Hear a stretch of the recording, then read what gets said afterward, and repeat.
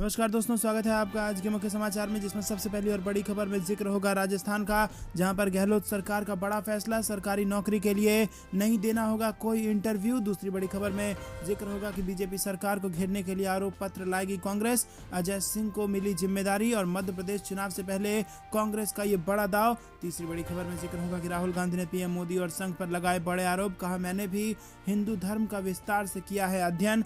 चौथी बड़ी खबर में आपको बताएंगे कि राशन कार्ड कैंसिल होने के बाद अब फ्री इलाज पर भी संकट, आयुष्मान कार्ड बनाने में आ रही है दिक्कत। और पांचवी बड़ी खबर में जिक्र होगा कि ज्ञान व्यापी मामले पर पहले मुस्लिम पक्ष की मांग पर होगी सुनवाई, 26 को तय होगा मामले का भविष्य। दोस्तों, हर एक खबर की गहराई में आपको ले जाएंगे, लेकिन उससे पहले अगर आप भी बढ़ती महंगाई के लिए भाजपा को जिम्मेदार मानते हैं तो वीडियो को लाइक जरूर कीजिए, लाल बटन को दबा के चैनल को सब्सक्राइब कीजिए और घंटी बजाकर कमेंट में लिखिए जय हिंद। दोस्तों, रुक करते हैं सबसे पहली और बड़ी खबर की तरफ, जो कि राजस्थान से आ रही है। गहलोत सरकार का बड़ा फैसला, सरकारी नौकरियों के लिए अब नहीं देना होगा इंटरव्यू। जी हां दोस्तों, गहलोत सरकार ने अब अधिकांश भर्तियों में साक्षात्कार समाप्त कर दिया है। संवाद कौशल वाले पदों को छोड़कर अन्य भर्तियों में अब साक्षात्कार नहीं होगा और इसकी जानकारी खुद मुख्यमंत्री अशोक गहलोत ने ट्वीट करके दी है। मुख्यमंत्री अशोक गहलोत ने 44 सेवा नियमों में संशोधन करते हुए इंटरव्यू को पूरी तरह समाप्त करने के प्रस्ताव को स्वीकृति दी है। सेवा नियमों के अंतर्गत आने वाले पदों के लिए आयोग, बोर्ड, नियुक्ति प्राधिकारी की ओर से की जाने वाली भर्तियों में अब अभ्यर्थियों का साक्षात्कार नहीं लिया जाएगा। रुक करते हैं अगली बड़ी खबर की तरफ। बीजेपी सरकार को घेरने के लिए आरोप पत्र लाएगी कांग्रेस, अजय सिंह को इसकी मिल गई जिम्मेदारी। मध्य प्रदेश चुनाव से पहले ये बड़ी खबर। जी हां दोस्तों, कांग्रेस मध्य प्रदेश चुनाव से पहले कमर कसती हुई नजर आ रही है और इसी बीच कांग्रेस आरोप पत्र को तैयार करने के लिए विधायकों से चर्चा कर तथ्य जुटाएगी। नेता प्रतिपक्ष गोविंद सिंह ने बताया कि बीजेपी सरकार में भ्रष्टाचार और नियम विरुद्ध किए गए कामों को इस आरोप पत्र में शामिल किया जाएगा, जिसके बाद आरोप पत्र को विधानसभा में प्रस्तुत किया जाएगा। गोविंद सिंह ने कहा कि प्रदेश के शोषित पीड़ित वर्ग को सहारा देना कांग्रेस का कर्तव्य है। आगामी विधानसभा चुनाव की तैयारियों में कांग्रेस कोई भी कसर नहीं छोड़ना चाहती है और यही वजह है कि कांग्रेस राज्य की सभी 230 सीटों पर जातीय सर्वे भी कराएगी और इस सर्वे की जिम्मेदारी कांग्रेस ने अपने वरिष्ठ नेता अरुण यादव को सौंपी है। जातीय सर्वे के तहत कांग्रेस सभी सीटों पर अन्य पिछड़ा वर्ग की जातियों और उनकी संख्या का पता लगाएगी और साथ ही कांग्रेस पिछड़ी जातियों की सामाजिक और आर्थिक स्थिति का भी पता लगाने की कोशिश करेगी, ताकि इन जातियों के नेताओं को अपने साथ जोड़ा जा सके। रुक करते हैं अगली बड़ी खबर की तरफ। राहुल गांधी ने पीएम मोदी और संघ पर लगाए बड़े आरोप, कहा मैंने भी हिंदू धर्म का विस्तार से किया है अध्ययन। जी हां दोस्तों, कांग्रेस के पूर्व अध्यक्ष राहुल गांधी ने हिंदू राष्ट्रवाद को लेकर प्रधानमंत्री नरेंद्र मोदी और राष्ट्रीय स्वयंसेवक संघ पर बड़ा आरोप लगाया है। उन्होंने कहा कि प्रधानमंत्री नरेंद्र मोदी भारत का एक ऐसा दृष्टिकोण बना रहे हैं जो देश के सभी हिस्सों की आबादी को शामिल नहीं करता है, जो अनुचित है और भारत के विचार के खिलाफ है। वहीं उन्होंने ये भी कहा कि आपको ये बताने के लिए मैंने हिंदू धर्म का विस्तार से अध्ययन किया है। लोगों की हत्या करना और उन्हें पीटना हिंदू होना नहीं है। उन्होंने कहा कि राष्ट्रीय स्वयंसेवक संघ और प्रधानमंत्री को लेकर मेरी समस्या ये है कि वो भारत के मूलभूत ढांचे के साथ खिलवाड़ कर रहे हैं। केंद्र की मोदी सरकार पर आरोप लगाते हुए राहुल गांधी ने कहा कि भारत में बोलने की इजाज़त देने वाली संस्था पर सुनियोजित तरीके से हमला किया जा रहा है। उन्होंने कहा कि बातचीत को बाधित किए जाने के कारण सरकार की नीतियों को गोपनीय तरीके से प्रभावित या नियंत्रित करने वाले प्रभावशाली लोग या एजेंसियां देश में संवाद को नए तरीके से परिभाषित कर रहे हैं। प्रतिष्ठित कैम्ब्रिज विश्वविद्यालय के कॉर्पस क्रिस्टी कॉलेज में सोमवार शाम आयोजित इंडिया एट 75 कार्यक्रम में राहुल ने छात्रों, विशेषकर भारतीय मूल के छात्रों के सवालों का जवाब दिया। उन्होंने हिंदू राष्ट्रवाद और कांग्रेस पार्टी में गांधी परिवार की भूमिका और देश के लोगों को संगठित करने के प्रयासों जैसे व्यापक विषयों पर अपनी राय साझा की।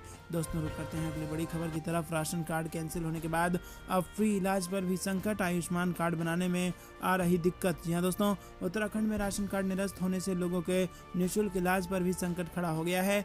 जिन लोगों ने अभी तक आयुष्मान कार्ड नहीं बनाए हैं और उनके पास कार्ड बनाने के लिए राशन कार्ड के अलावा कोई दूसरा दस्तावेज नहीं है, उनके अब आयुष्मान कार्ड नहीं बन पाएंगे और ऐसे लोगों को फिर 5 लाख रुपए तक के निःशुल्क इलाज की योजना का लाभ भी नहीं मिल पाएगा। 5 लाख रुपए तक के निःशुल्क इलाज की आयुष्मान योजना के कार्ड अभी 3 दस्तावेजों के आधार पर बनाए जा रहे हैं। इनमें राशन कार्ड, सामाजिक आर्थिक सर्वे का डाटा और मुख्यमंत्री स्वास्थ्य बीमा योजना का डाटा शामिल है। राज्य में अभी तक आयुष्मान योजना के तहत 47 लाख कार्ड बन चुके हैं, लेकिन 8 लाख के करीब लोग ऐसे हैं जिनके कार्ड अभी तक नहीं बन पाए हैं। रुक करते हैं अगली बड़ी खबर की तरफ। ज्ञानव्यापी मामले पर पहले मुस्लिम पक्ष की मांग पर होगी सुनवाई, 26 को तय होगा मामले का भविष्य। जी हाँ दोस्तों, ज्ञानव्यापी मामले पर सबसे पहले केस की वैधता के मामले पर सुनवाई होगी। वैधता की मांग मुस्लिम पक्ष ने की थी। वाराणसी की जिला जज की अदालत में मंगलवार को लगातार दूसरे दिन सुनवाई शुरू हुई और दोनों पक्ष की ओर से केवल 2 बिंदुओं पर ही चर्चा हुई। मुस्लिम पक्ष चाहता था कि पहले सिविल प्रक्रिया आदेश 7 नियम 11 के तहत ये तय हो कि मामले की सुनवाई हो सकती है या नहीं।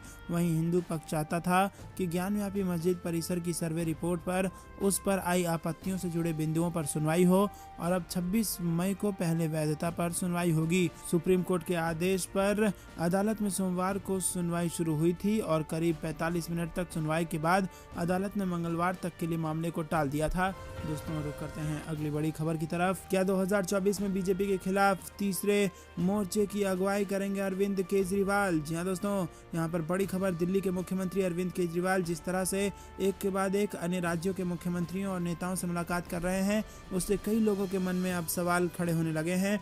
सवाल ये है कि क्या अरविंद केजरीवाल 2024 में होने वाले लोकसभा चुनाव की तैयारी कर रहे हैं? क्या आम आदमी पार्टी कांग्रेस की जगह बीजेपी के खिलाफ मुख्य विकल्प के तौर पर अपनी जमीन तैयार कर रही है? हालांकि इन सभी सवालों पर आम आदमी पार्टी फिलहाल पूरे पत्ते नहीं खोलना चाहती है, लेकिन अरविंद केजरीवाल और आम आदमी पार्टी की दूसरी राज्यों में सक्रियता इस तरफ इशारे जरूर कर रही है। दरअसल पंजाब में बड़ी जीत के बाद आम आदमी पार्टी दूसरे राज्यों में भी चुनाव लड़ने का ऐलान कर चुकी है। पार्टी ने आगामी गुजरात और हिमाचल में सभी सीटों पर चुनाव लड़ने का ऐलान कर दिया है और अन्य राज्यों में भी अपना विस्तार करना शुरू कर दिया है। और इसके अलावा आम आदमी पार्टी ने हाल ही में केरल की एक क्षेत्रीय पार्टी 20-20 और गुजरात की आदिवासी पार्टी बीटीपी से गठबंधन कर लिया है। वहीं दूसरी तरफ आम आदमी पार्टी के राष्ट्रीय संयोजक अरविंद केजरीवाल पिछले कुछ दिनों से गैर बीजेपी और गैर कांग्रेस शासित राज्यों के मुख्यमंत्रियों से भी लगातार मुलाकात कर रहे हैं, जिसमें पश्चिम बंगाल की मुख्यमंत्री ममता बनर्जी, तमिलनाडु के सीएम एम के स्टालिन और तेलंगाना के सीएम चंद्रशेखर राव शामिल हैं।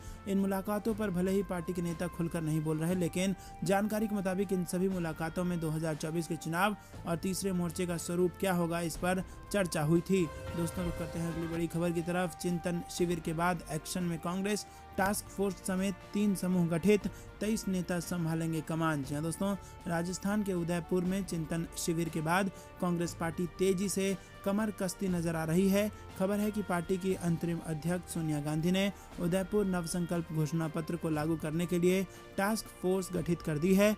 शिविर के तीसरे यानी अंतिम दिन पार्टी अध्यक्ष ने ऐलान किया था कि आंतरिक सुधारों को लागू करने के लिए एक टास्क फोर्स बनाई जाए और इसके अलावा पार्टी ने 2 और समूह बनाए हैं। दोस्तों रुक करते हैं अगली बड़ी खबर की तरफ। अपनी ही सरकार के फैसले के विरोध में उतरे बीजेपी नेता, अवैध कब्जे पर चल विरोध। जी हाँ दोस्तों, मुख्यमंत्री योगी आदित्यनाथ के आदेश के बाद सभी जिलों में अतिक्रमण अभियान चल रहा है और इसको लेकर जगह जगह अवैध रूप से लगाए जा रहे रेहड़ी, ठेले और दुकानदारों का रखा हुआ बाहर सामान सभी को बुलडोजर से हटवाया जा रहा है, जिससे रोड खाली रहे और जाम की समस्या ना हो।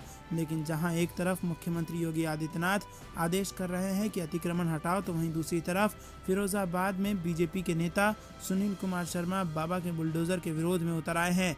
उन्होंने कहा कि नगर निगम के अधिकारी अतिक्रमण के नाम पर व्यापारी, रेहड़ी ठेली वालों को परेशान कर रहे हैं। लेकिन सवाल ये उठता है कि अगर बीजेपी के अपने ही नेता बुलडोजर का विरोध करेंगे तो कैसे सफल होगा ये अतिक्रमण अभियान। बीजेपी के पूर्व महानगर अध्यक्ष सुनील शर्मा का कहना है कि नगर निगम के अधिकारियों की हठधर्मी से सारे दुकानदार, ठेले वाले और रेहड़ी वाले सभी बहुत परेशान हैं। दोस्तों रुक करते हैं अगली बड़ी खबर। भाजपा सरकार हिल गई है, लेकिन मीडिया इसे नहीं दिखाएगा। यूपी में बजट सत्र के पहले दिन विरोध के बाद बोली समाजवादी पार्टी। जी दोस्तों, राज्यपाल आनंदीबेन पटेल के द्वारा उत्तर प्रदेश की 18वीं विधानसभा के पहले सत्र की शुरुआत के दौरान समाजवादी पार्टी के विधायकों ने विभिन्न मुद्दों पर राज्य सरकार के खिलाफ विधानसभा के अंदर विरोध प्रदर्शन किया। सपा विधायकों ने महंगाई, बेरोजगारी, कानून व्यवस्था, भर्ती परीक्षाओं में धांधली, सरकारी स्वास्थ्य सेवाओं में व्यापक भ्रष्टाचार, गरीबों के घर पर चल रहे बुलडोजर, बिजली कटौती, बेटियों की सुरक्षा और किसानों के मुद्दे पर सरकार से जवाब मांगा। सपा प्रमुख अखिलेश यादव ने तस्वीरें साझा करते हुए ट्वीट में लिखा कि आज विधानसभा में सशक्त, सक्रिय और सार्थक प्रतिपक्ष की भूमिका में जनहित के मुद्दे के साथ सपा के सिपाही बैठे हुए हैं। दोस्तों, रुक करते हैं अगली बड़ी खबर की तरफ। कांग्रेस के दबाव में गुजरात सरकार ने रद्द किया तापी नर्मदा लिंक प्रोजेक्ट, राहुल गांधी ने किया ये बड़ा दावा। जी हाँ दोस्तों, कांग्रेस नेता राहुल गांधी ने 10 मई को गुजरात के दाहोद का दौरा किया और इस दौरान उन्होंने आदिवासी समुदाय को संबोधित किया और राहुल के दौरे के बाद 21 मई को गुजरात की भाजपा सरकार ने तापी नर्मदा लिंक प्रोजेक्ट रद्द कर दिया। ये योजना केंद्र सरकार की थी, लेकिन इसे राज्य सरकार की तरफ से ही रद्द कर दिया गया। गुजरात में साल के अंत में विधानसभा चुनाव होने वाले हैं और फैसले को इससे भी जोड़कर देखा जा रहा है। वहीं दोस्तों, आपको बता दें कि सोमवार को राहुल गांधी ने सोशल मीडिया पर पोस्ट की और उन्होंने कहा कि गुजरात के दाहोद में आदिवासी भाई बहनों को मैंने संबोधित करते हुए कहा था कि जैसे ही राज्य में कांग्रेस सरकार आएगी, हम सबसे पहले तापी नर्मदा लिंक प्रोजेक्ट बंद करेंगे। 10 दिन बाद आदिवासियों और कांग्रेस पार्टी के दबाव में आकर गुजरात की भाजपा सरकार ने इस परियोजना को ही रद्द कर दिया। दोस्तों, रुक करते हैं अगली बड़ी खबर की तरफ, जिसमें आपको बता दें कि विधायक की शपथ लेने के बाद बोले आजम खान, भाजपा ने मुझे देश का नंबर 1 माफिया बना दिया। जी हाँ दोस्तों, यूपी विधानसभा का बजट सत्र सोमवार से शुरू हो गया है। 18वीं विधानसभा का पहला बजट सत्र है ये और बजट सत्र के पहले दिन सबसे पहले समाजवादी पार्टी के नेता आजम खान और उनके बेटे अब्दुल्ला आजम ने विधायक पद की शपथ ली। विधानसभा अध्यक्ष सतीश महाना ने उन्हें शपथ दिलाई और इस दौरान आजम खान ने भारतीय जनता पार्टी पर गंभीर आरोप लगाते हुए कहा कि भाजपा ने मुझे देश का नंबर 1 माफिया बना दिया। उन्होंने कहा कि मेरे ऊपर जितने मुकदमे लिखे गए उतना तो बड़े बड़े माफियाओं पर भी नहीं लिखे गए। लखनऊ में रविवार को हुई विधानमंडल दल की बैठक की अध्यक्षता अखिलेश यादव ने की और समाजवादी पार्टी के विधानमंडल दल की बैठक में आजम खान शामिल नहीं हुए, लेकिन सोमवार को आजम खान सीधे विधानसभा पहुंचे।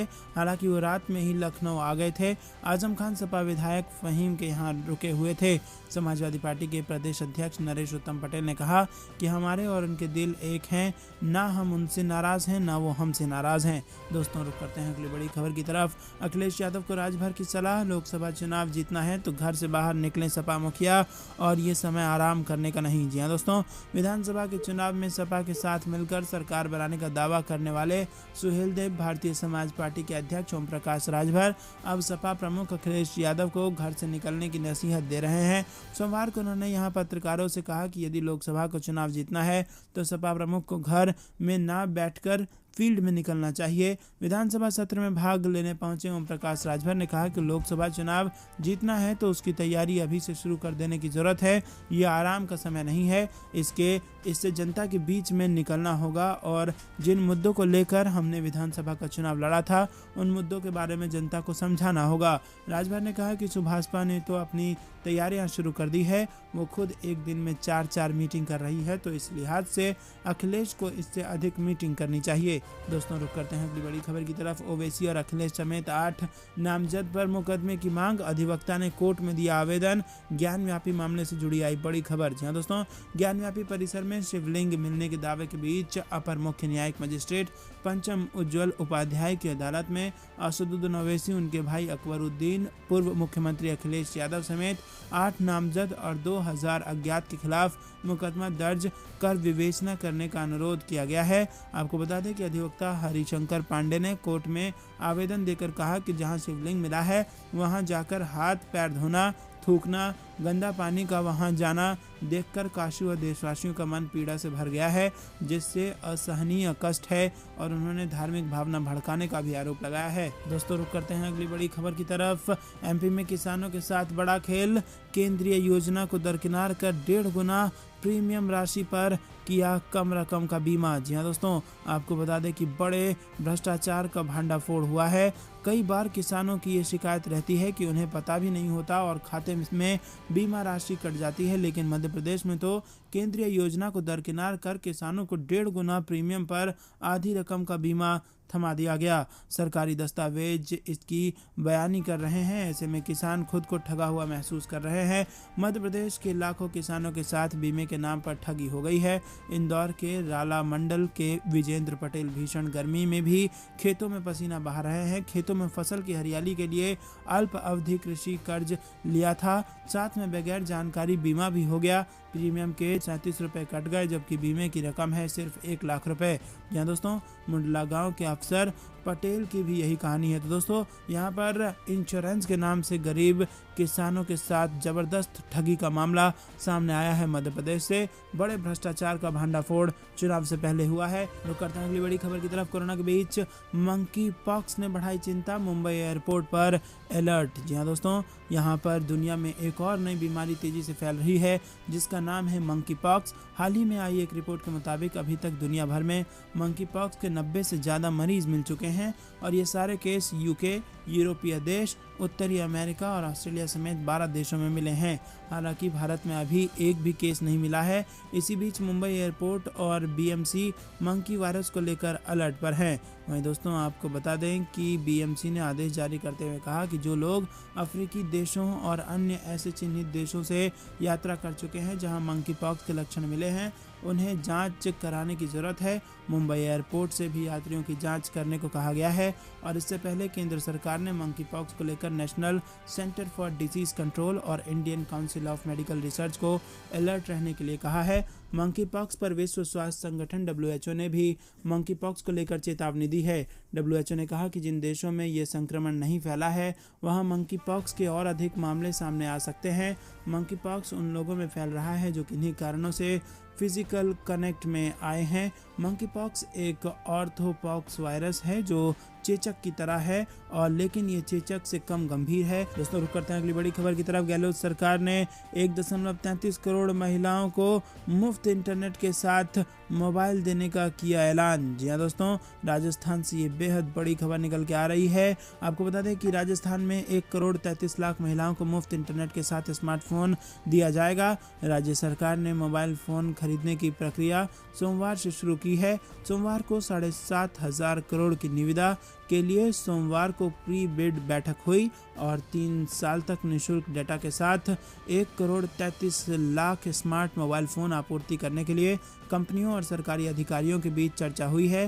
प्री बिड बैठक से स्मार्ट मोबाइल फोन आपूर्ति करने के लिए निविदा में शामिल कंपनियों पर तस्वीर साफ हो गई है और अब मोबाइल की आपूर्ति करने के लिए निविदा 1 जुलाई को खोली जाएगी। इस निविदा में 3 कंपनियां जियो, एयरटेल और वोडाफोन के बीच प्रतियोगिता होने की उम्मीद है। और यहाँ आपको बता दें कि निविदा में वही कंपनी शामिल हो सकेगी जो मोबाइल डेटा के साथ स्मार्ट मोबाइल फ़ोन की आपूर्ति करेगी।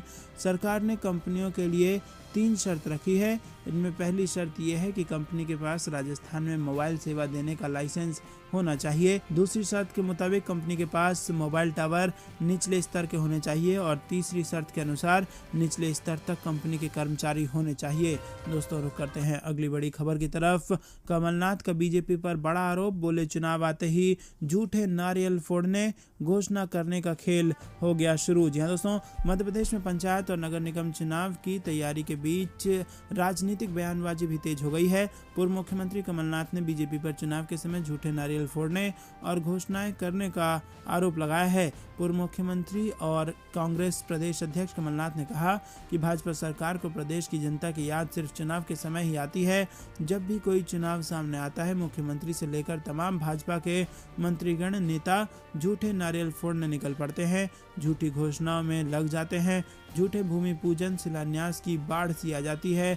बाकी समय तो न इन्हें जनता की याद आती है और न ही विकास कार्यों की याद आती है। दोस्तों रुक करते हैं अगली बड़ी खबर की तरफ। ममता बनर्जी ने केंद्र सरकार पर साधा निशाना, कहा भाजपा का शासन हिटलर और स्टालिन से भी बदतर। जी हाँ दोस्तों, पश्चिम बंगाल की मुख्यमंत्री ममता बनर्जी लगातार केंद्र सरकार पर हमलावर रहती है और अब उन्होंने नरेंद्र मोदी के नेतृत्व वाली केंद्र सरकार पर आरोप लगाया कि केंद्र सरकार राज्य के मामलों में हस्तक्षेप करने के लिए केंद्रीय एजेंसियों का इस्तेमाल कर रही है। दोस्तों रुक करते हैं अगली बड़ी खबर। महंगाई को लेकर केंद्र को घेरा, राहुल गांधी बोले लोगों को मूर्ख बनाना बंद करे मोदी सरकार। जी हाँ दोस्तों, कांग्रेस ने सरकार द्वारा पेट्रोल और डीजल पर उत्पाद शुल्क में कटौती किए जाने के एक दिन बाद रविवार को भारतीय जनता पार्टी पर चालबाजी के जरिए भ्रम पैदा करने का आरोप लगाया है और कहा कि लोग रिकॉर्ड महंगाई से वास्तविक राहत पाने के हकदार हैं। कांग्रेस के पूर्व प्रमुख राहुल गांधी ने एक ट्वीट के जरिए 1 मई 2020 और आज के पेट्रोल के दाम की तुलना की और कहा कि सरकार को लोगों को मूर्ख बनाना बंद कर देना चाहिए। उन्होंने लिखा कि पेट्रोल की कीमतें 1 मई 2020 को 69 रुपये 50 पैसे थी, 1 मार्च 2022 को 95 रुपये 40 पैसे हो गई, 1 मई 2022 को 105 रुपये 22 पैसे हो गई, 1 मई 2022 को 105 रुपये 40 पैसे हो गई और इसी के साथ 22 मई 2022 को 96 रुपये 70 पैसे और अब पेट्रोल की कीमतों में और ज्यादा इजाफा होने की उम्मीद है। उन्होंने ट्वीट किया कि सरकार को लोगों को मूर्ख बनाना बंद कर देना चाहिए। लोग रिकॉर्ड महंगाई से वास्तविक राहत पाना चाहते हैं। दोस्तों रुक करते हैं अगली बड़ी खबर की तरफ, जिसमें आपको बता दें कि अशोक गहलोत का बयान, बोले कांग्रेस के दबाव में घटे डीजल और पेट्रोल के दाम। जी हां दोस्तों, राजस्थान के मुख्यमंत्री अशोक गहलोत ने कहा कि कांग्रेस द्वारा देश भर में लगातार महंगाई के खिलाफ किया जा रहा विरोध प्रदर्शन व उदयपुर में नव संकल्प शिविर में तय किए गए महंगाई के विरुद्ध जन जागरण अभियान के दबाव से शनिवार को केंद्र सरकार को पेट्रोल व डीजल पर एक्साइज ड्यूटी कम करने का फैसला करना पड़ा। अशोक गहलोत ने ट्वीट में लिखा कि हालांकि पिछले 2 महीने में ही पेट्रोल और डीजल के दाम लगभग 10 रुपए प्रति लीटर बढ़े थे, ऐसे में कटौती महज एक औपचारिकता नजर आती है। यदि केंद्र सरकार सही मायने में आमजन को राहत देना चाहती है तो एक्साइज ड्यूटी को घटाकर यूपीए सरकार के स्तर पर ले जाना चाहिए, जिससे डीजल व पेट्रोल की कीमतें करीब 70 रुपए प्रति लीटर से भी कम हो जाएंगी और आमजन को महंगाई से राहत मिलेगी। तो दोस्तों ये थी दिन भर कुछ बेहतरीन और बड़ी खबरें। तक बने रहने के लिए बहुत बहुत धन्यवाद। देख रहे थे आपका अपना चैनल जय हिंद जय भारत।